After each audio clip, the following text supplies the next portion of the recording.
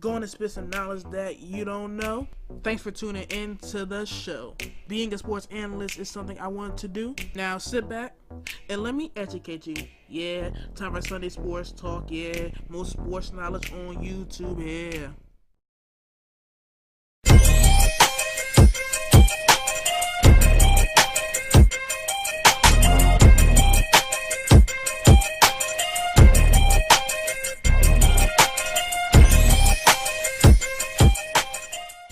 Yo, what is up, YouTube? Instagram Patriot here, back again with some more sports talk. I know, I thought I was on a schedule, but again, I uploaded that JRC video, and that took a lot of time, it took a lot of editing.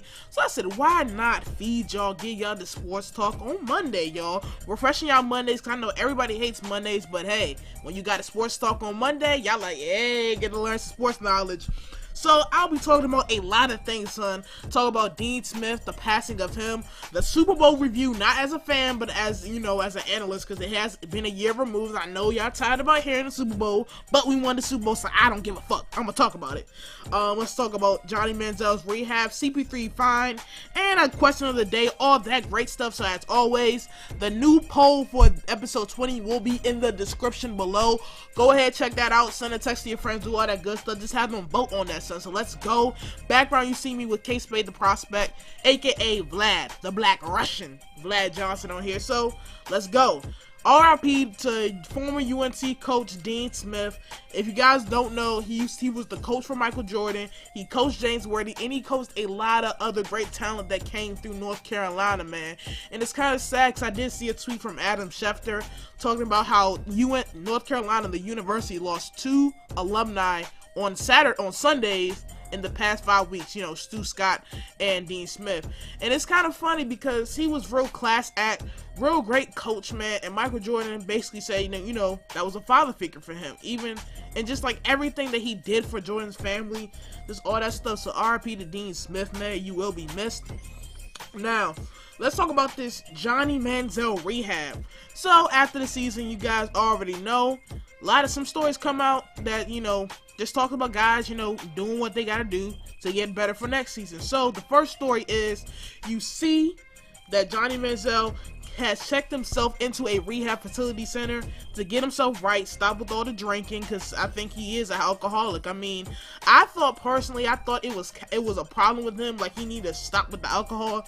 But for me, I think this would be a great step for his future, because unlike a guy like Josh Gordon, who just honestly doesn't care about, you know, him making money, because he just likes to smoke weed and, you know, drink more than I guess play football and make millions of dollars, just make money.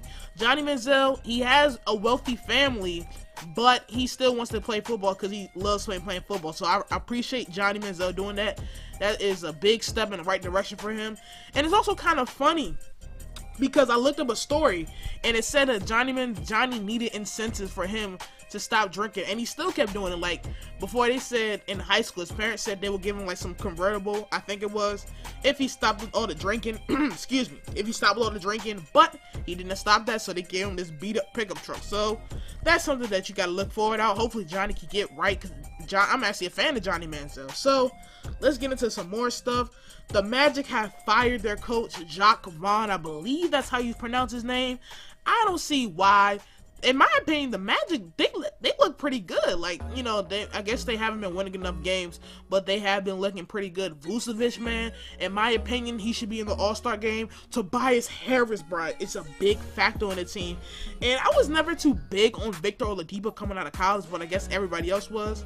And that could be a reason why they cut him, because Victor Oladipo hasn't, you know, been that star that I guess they was hoping for. But they do have a great nucleus there, so hopefully. And I don't believe in Elfrid Payton that much, but they obviously do.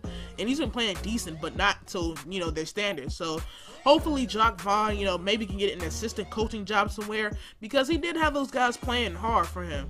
And also the rumored coaches of him, as y'all already know, Mark Jackson's been in the booth. So anytime there's a free head coaching job, Mark Jackson's name's going to come up. And I think, in my opinion, he needs to have a coaching job. I mean, I love him on ESPN, makes the commentary even better, but I mean, he's just a great coach. Look what he did to Golden State.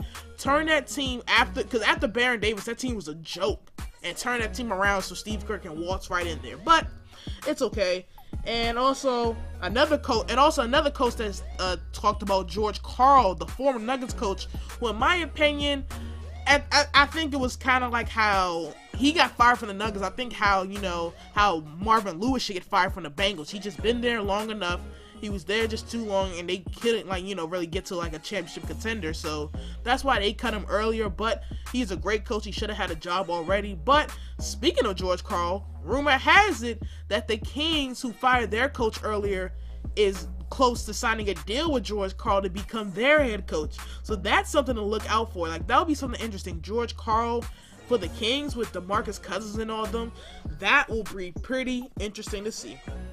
Now, next topic of business, let's talk about this Chris Paul fine. He came out after he got teed up, and if the story is true, then I don't think he should have got teed up because they was trying to hurry the ball down the court. They're already losing by 30, so he could be in a possible bad attitude. She said, and Chris Paul said, why, and then, she teed him up for that.